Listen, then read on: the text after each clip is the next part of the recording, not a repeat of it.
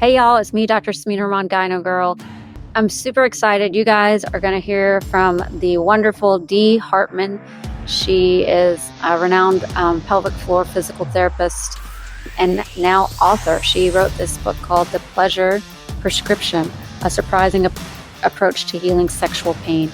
And she's an amazing person. She has been in practice for over 30 years, retired, semi-retired, now educating the world about pelvic floor PT, about pleasure versus pain. The absence of pain is not pleasure. We have to really awaken our senses and understand what pleasure is for us. And she wrote this book with Elizabeth Wood, who's a wonderful sex therapist and coach, and ASECT provider. So I definitely recommend that you pick up this book. They have a website called the www.pleasuremovement.com, really emphasizing resolving pain, having pain-free sex, and enjoying pleasure in all aspects of your life. So please stay tuned to this, and let's get at it. Special guest, Dee Hartmann. She is a physical therapist and a doctor of physical therapy. Anyway, we have a lot of initials here, but she's amazing. She wrote a book called The Pleasure Prescription, a surprising approach to healing sexual pain. I read it. I was floored by it. Actually, the reason I really wanted Dee to come on was we see each other at conferences a lot. We saw each other at the International Society for Sexual Medicine, ISSM, in Dubai, and she did a wonderful talk to thought leaders from around the world. But without any further hesitation, I bring you Dee.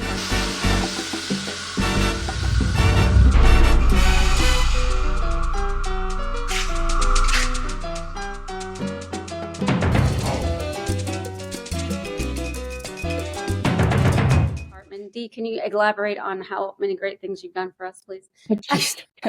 Thank you. Thank you for having me, first and foremost. And I don't know. I just did what I did in the clinic. I had the honor of specializing in the treatment of women with chronic vulvar pain and the sexual dysfunction that it brought. And they taught me so much. I would be nowhere without what I learned from them.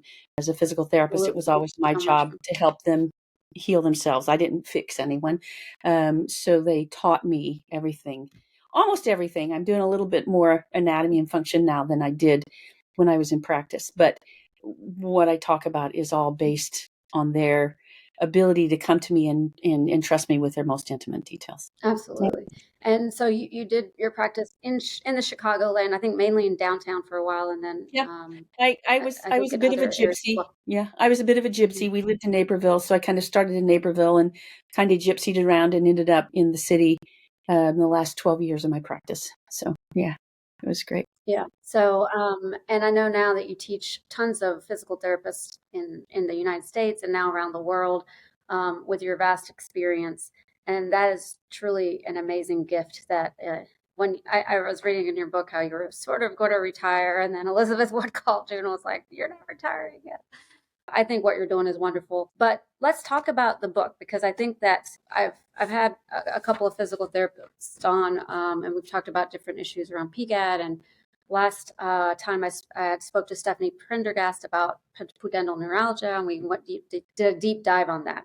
And I talked to April. Oh God, I'm blanking on her last name. But we spoke about Patterson? PGAD, and she talked about the physical. Yeah. April Patterson. Yes, April Patterson. PGAD and her journey, as well as how physical therapists, really make a big difference in that. So, but you're kind of OG physical therapy, pelvic floor physical therapy from a while, and really brought, I think, a lot of it to the forefront. I want to talk about the way you have looked at pain now that you've kind of talked about this pleasure prescription. The absence of pain is not pleasure, right? We always say it, even though they're on opposite sides of, but it's really like focusing on the importance of pleasure in this book. Yeah. Well, throughout all of our practices, a physical therapist, surgery, when it comes to vulvodynia, let me preface it that when it comes with chronic vulvar pain, physical therapy, psychology, and surgery, for the most part, are pretty doggone successful at getting rid of that pain right at the opening of the vagina, at mostly at that 6 o'clock spot, right going inside, which is the vestibule at the vulva. We're really pretty good at getting rid of that pain. Thank heavens, that's what we're supposed to do. But I think the problem is we just then say, okay, we're done. We did our part. Go out now, go back and do what you're supposed to do. And one of my favorite slides is women don't know what they don't know.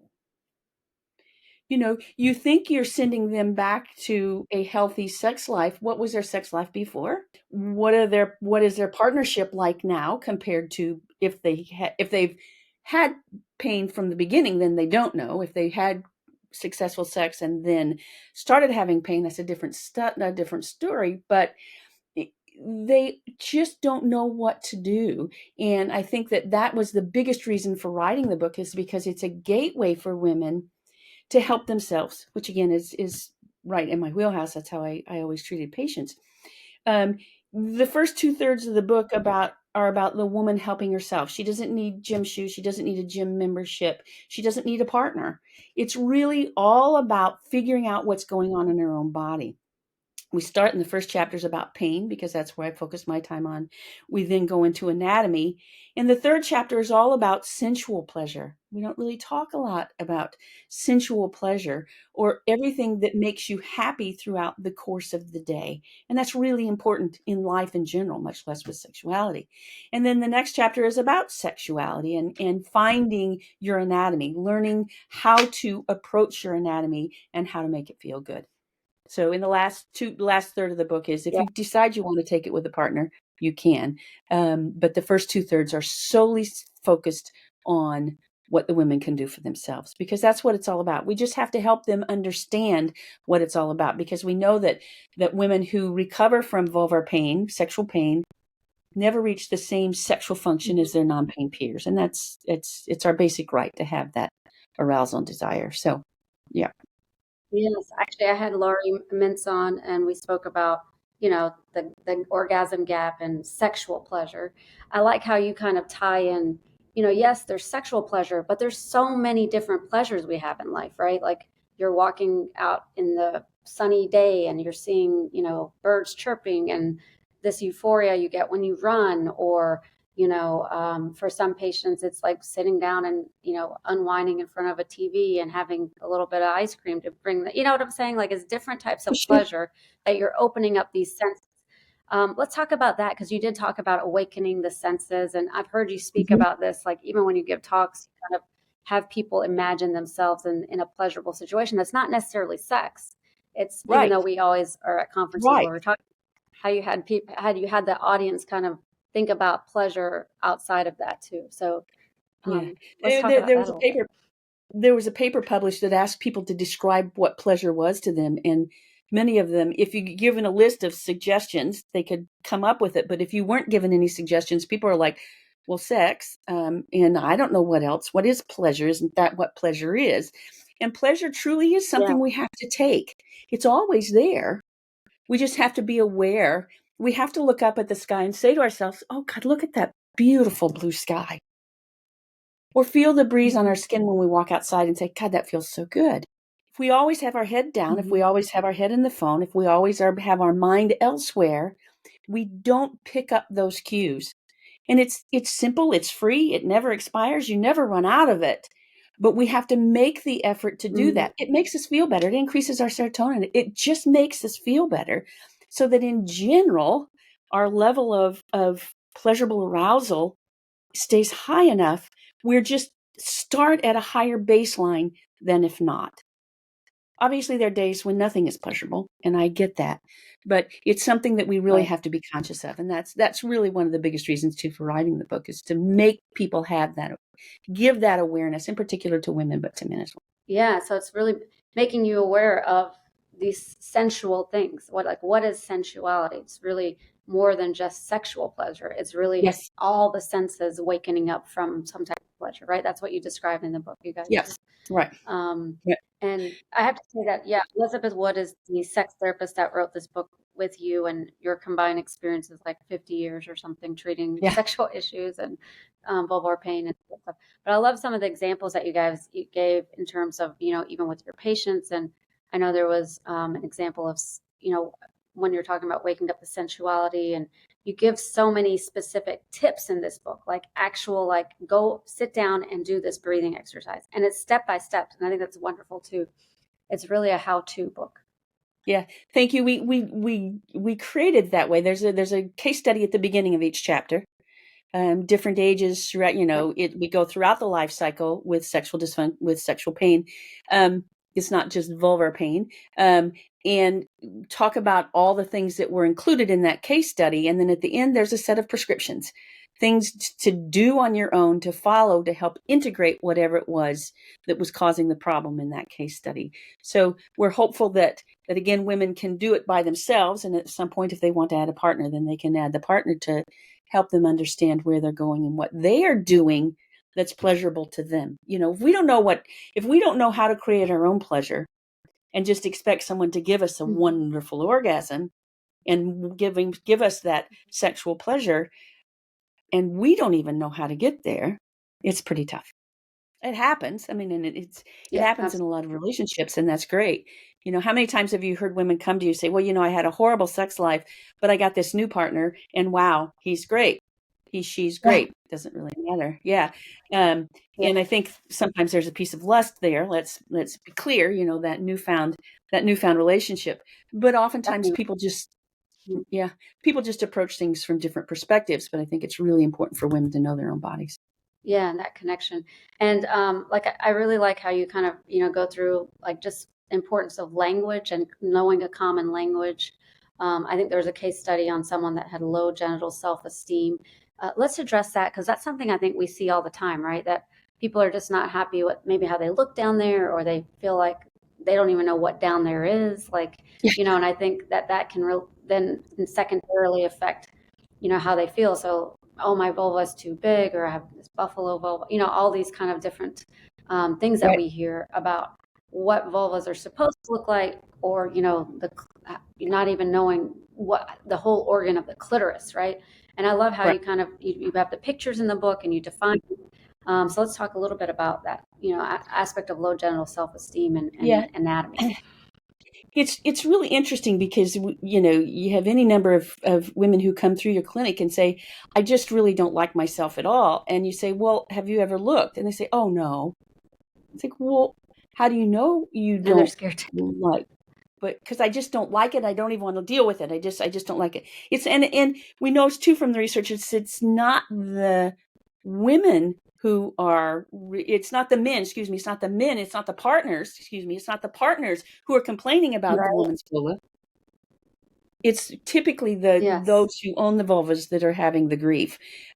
We started our whole, when we really started this whole thing, we started with we have a website, Vulva Love, that's all about labiaplasty, because it's the fastest growing surgical procedure around the elective surgical procedure around the world.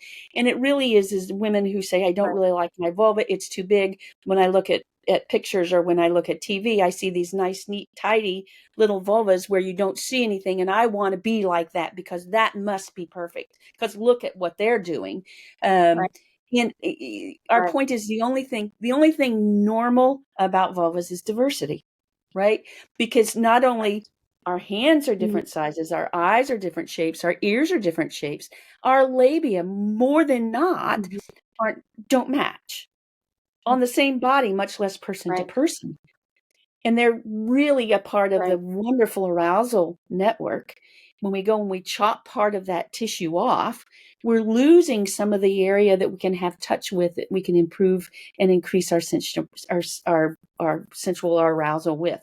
So if all possible, and understand, and this is totally outside the world of vulvar cancer, there's no question with that, obviously, or other vulvar diseases that need to be dealt with. This is really just with women who just don't like it. Our research found that a gal as young as 8 had a labiaplasty, and it's okay. It's everybody's decision. We really created the website just so women would understand and have a full perspective.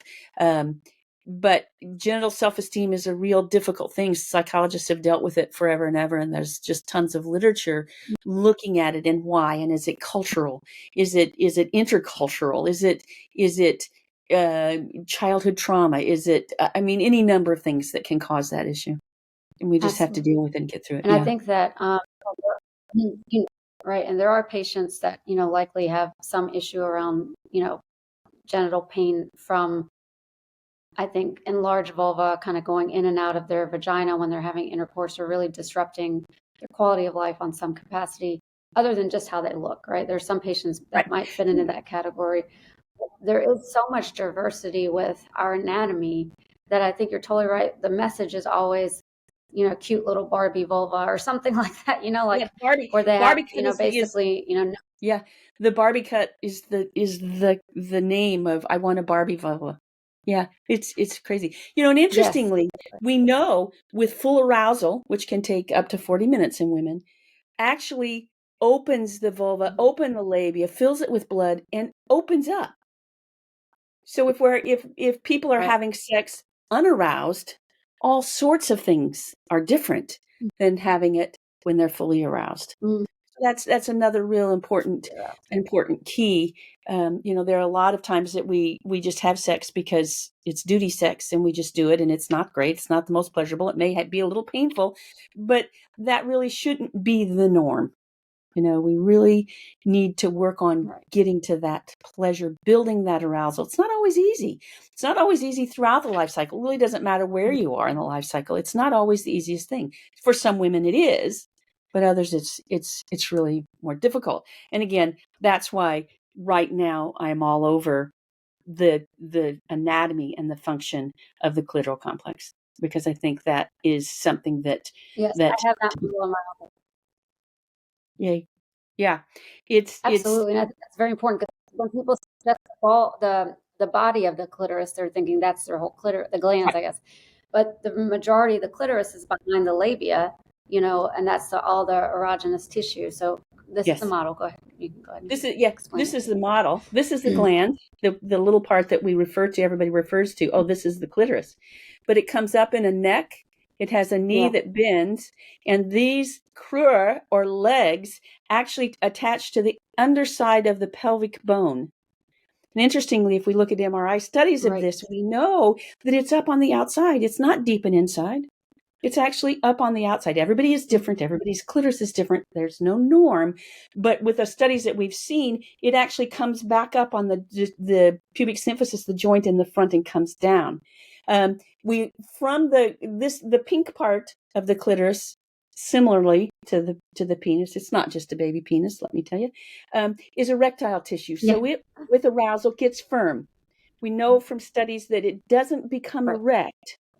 However, what we do know is that this purple line is an attachment down to the vestibular bulbs. Interestingly, a different Mhm. embryologic origin. So it's not erectile, Right, but it's filled with blood right. vessels. This, and I've been talking with, there's a group of people around the world, the clitorotomy, who build and study and create clitoris models. Yeah, And I was talking with one of yes. those in Dubai, yes. And this is actually, Uh-huh. we decided, an aroused clitoris because the bulbs are more full. If it was unaroused, the bulbs would Yeah, be more like a raisin. They would not be as full right, because if you think about it, that's what that blood flow does is it fills it up and it pumps it out. Now, what happens when they get really right. aroused and really full, if they don't jump off the table, the clitoris sits right on top. This is the urethra, this is the vagina, and the clitoris sits right on top of both of those. So you think the more aroused you get, Mhm. the more blood flow, the bigger this gets. There's pressure exerted on the sides of the vaginal Mhm. canal, which is really, really nice and pleasurable. You also have to know that this up here is part of the clitoris as well. This is part of the vestibular bulbs. It's that same tissue. So it can be impactful all the way, at least from 4 o'clock. Let me think, 4 o'clock. What would that be? To 7 o'clock, all the way up around the clock. Right. Inside, you can access this aroused vulvar clitoral tissue.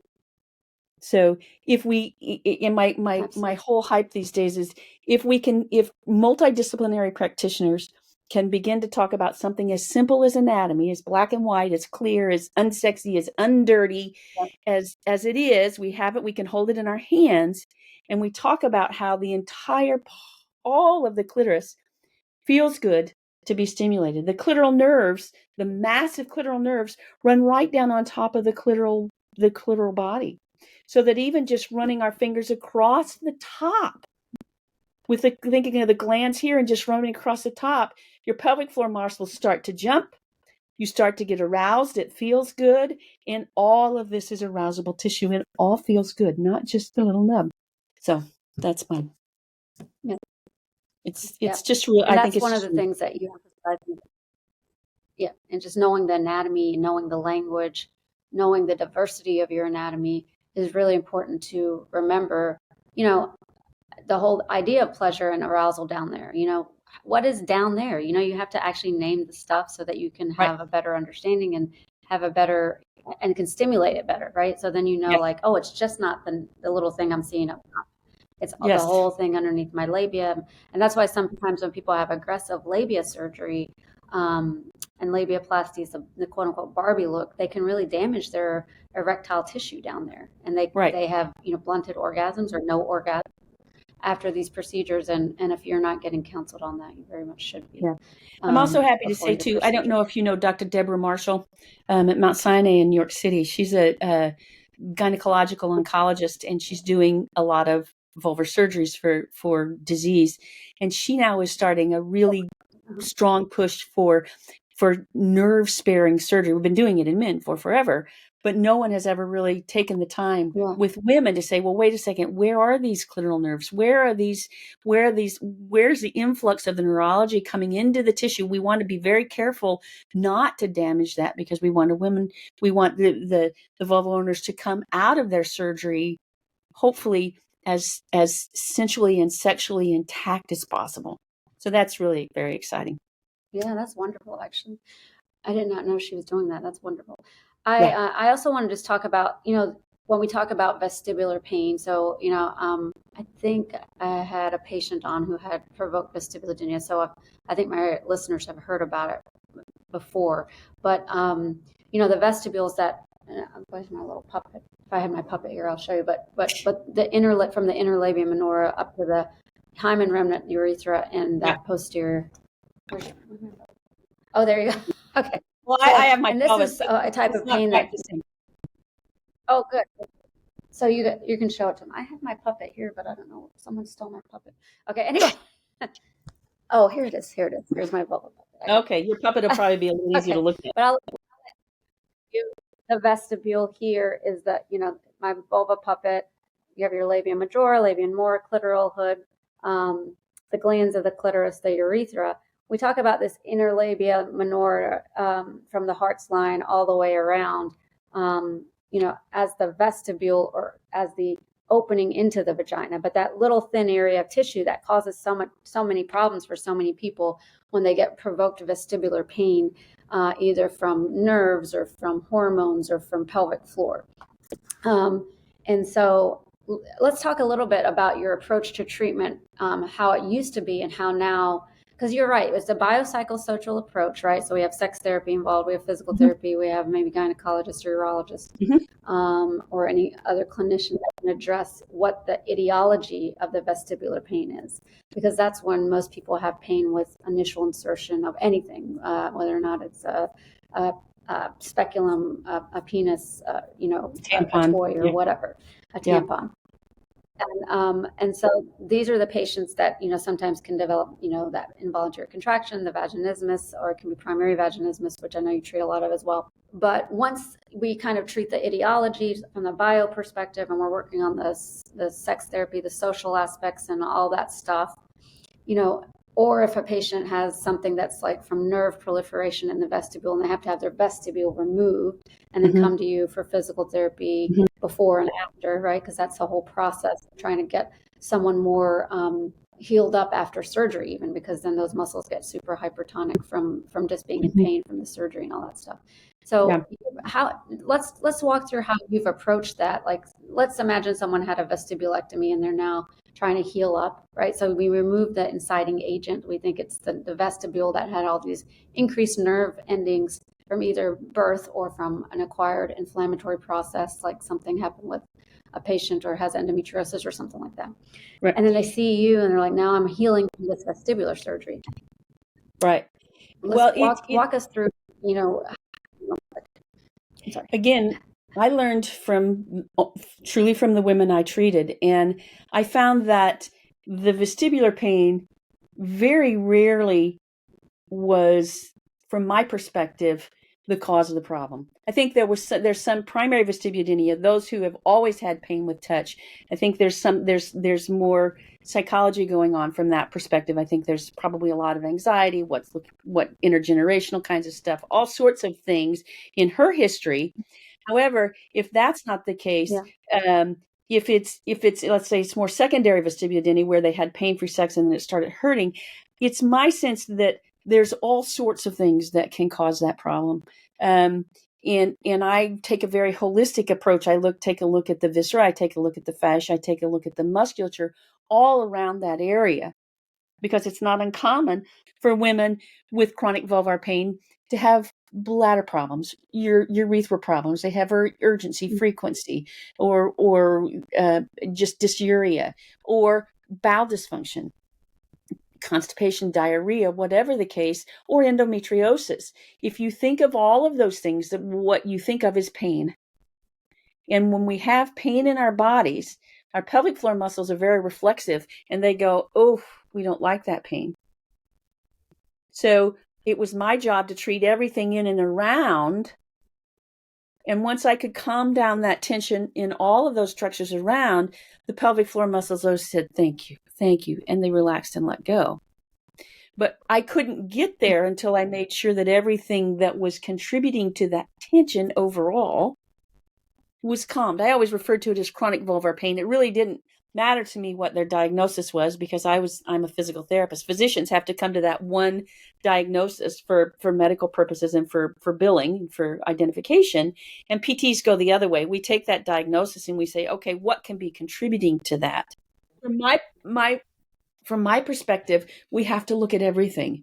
I created this really quick 6-7 minute video looking at 5 things that I found that I could help my patients learn how to do that literally could help decrease that palpated pain at the opening of the vulva, at the introitus, at that posterior fourchette, before any treatment. The video's been seen, around the world. I get really positive feedback from it. And it's something that we can teach those with pain to do twice a day. Teach patients I'll put to it do. in the show notes, the video. I'll put a Okay. link. Oh, thank you. If they start doing those 5 exercises twice a day, it's amazing what a difference it makes. And again, it empowers them. First visit with my vulvar pain patients, I would take them through those 5 exercises. After palpating, I would first put my finger, and I used my finger because a Q-tip, I'm getting ready to go inside with my finger, so I didn't switch. I would check the pain at 6 o'clock, at 3 o'clock, at 9 o'clock to see what it was on a 0 to 10 scale. From there, I would have them do the 5 exercises. And before I would begin any of my assessment, I would go and recheck that palpated pain.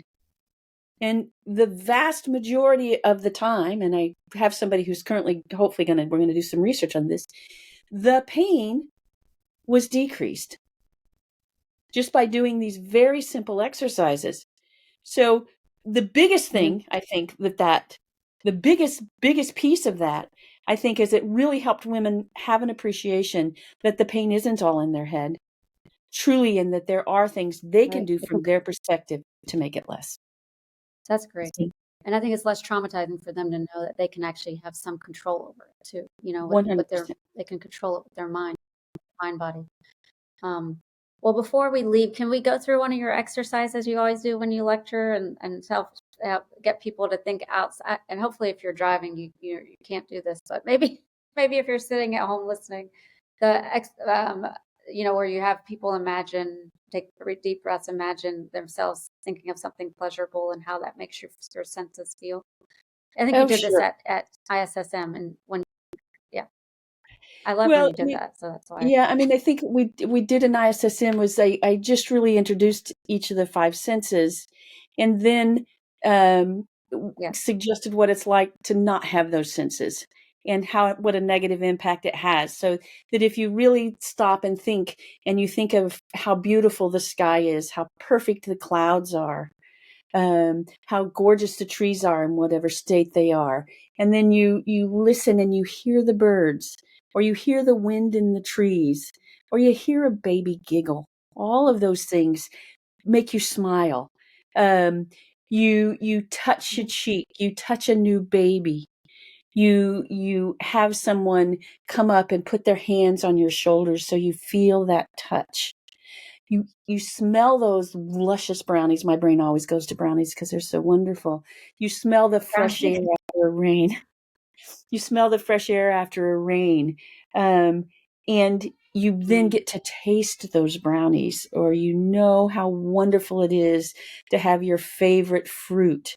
All of those things, when you think of those things, make you smile, make you feel better, make you feel happier because they're positive. You know, okay. if we go back to looking at the negative side things, if you know, you look at your partner and um they they're not what they used to be, and you've asked them over and over again to please don't dress like that, don't look like that, don't do your hair like that. Your partner comes home from work, and they still smell of smoke even though they've promised they've quit smoking. All of those things piled Mm, on top just bring you down and down. So we have options for both mm, of those. I mean, those are both very voluntary states of mind. Um, but taking the step, mm. even when you're in a bad relationship, even when you have horrible sex, even when everything seems down in your life for whatever reason, I think if we can just really fully embody and fully fill our pleasure buckets, as Elizabeth likes to say, it just makes everything just a little bit better. And that's not a bad thing. That's not a bad thing. Absolutely. I love that. I love that concept because we do have an ability to kind of if, to control that. We can flip the switch. We don't have to focus on the negatives. We can look outside and say, "Oh wow, the sun is out. It's hitting up against me. I feel so wonderful." I mean, these are the Yeah. things that we have control over, and I think that we should start to employ our senses more. We don't do Yes. that enough. Yes. Yes. I couldn't agree more. In this society, we're so by all the the phones and the text and the this and the that, and it really inhibits you from you get almost sensory overload without sensory appreciation, right? Like I Yes. don't think you appreciate your senses because you're overloaded and overstimulated. So Yes. even I think taking a that's moment away from the phone, sometimes when I use that's like the best thing for me because I'm like, oh, I lost it, I don't know where it is, but I'm actually like enjoying life a little bit more. well, right. I mean, I think it's a real addiction. I mean, and I think that I'm guilty. I sit with my phone and do things on my phone way too much. And that doesn't mean we shouldn't do those things Mhm. because we're going to, but I think that it's just important throughout the day with whatever state you're in is to appreciate. You know, my son and our grandson just came in as we've been talking, and I heard my grandson's voice. It's like I haven't seen him for a I, couple of weeks. Like, oh, oh, there's Max. yeah, I can't wait to get out and see him. That will yeah, upregulate rather than downregulate. And that's what we just need to, everybody needs to work on, regardless of sex, regardless of gender, regardless of where you are in your life and how difficult things are. It's not always yeah, easy to do, but I think it yeah. is a really simple thing that people can choose to do. Yeah. I mean, people always talk about self-care, and this is probably top part of self-care is just stopping and just enjoying your senses, right? That you Yeah. have five senses. Some people lose senses from one thing or another, but just stopping to do that is a wonderful Yes. thing. And using what you have Um, available. Yeah. so, right. Yeah. Thank you so much, Dee. I really appreciate you here. Um, Again, the book that she wrote with Elizabeth Wood is called A Pleasure Prescription, A Surprising Approach to Healing Sexual Pain. I Thank you. will leave this in my office and start telling all my patients to read it because, wow, I just have so many patients that will benefit from this for sure. Oh, So thank you I'm going so to be much. pushing your I really, narrative. And please, we're here to educate so you could advocate for yourself. And this book is a true way for you to advocate for yourself to overcome your sexual pain or whatever pain you're experiencing. There's actual activities you can do in this by yourself with a partner, and really sit down and do them, because it'll really be transformative for you. Oh, thank you. Well, I hope so. All right. Well, thank you so much, Dee. And until next, yes, absolutely. Until next time, I'm here to educate so you could advocate. This is Gyno Girl Presents Sex, Drugs, and Hormones. And hopefully you guys join me next week. Please like and subscribe to this channel and write a review or tell me what you want to hear about. Thanks so much. Have a second, please subscribe to this podcast. I'd love for you to be a follower and learn as much as you can about the things that we're going to talk about with all the people on our journey. Please review us on Apple or Spotify or wherever you listen to podcasts. These reviews really help. Review us, comment, tell me what else you want to hear. To get more information, my practice website is www.cgcchicago.com. My website for Gyno Girl is www.gynogirltv.com. My Instagram is Gyno Girl, so please follow me for some good content. Additionally, I have a YouTube channel, Gyno Girl TV, where I love to talk about all these things on YouTube. And please subscribe to my newsletter, Gyno Girl News, which will be available on my website. I will see you next time.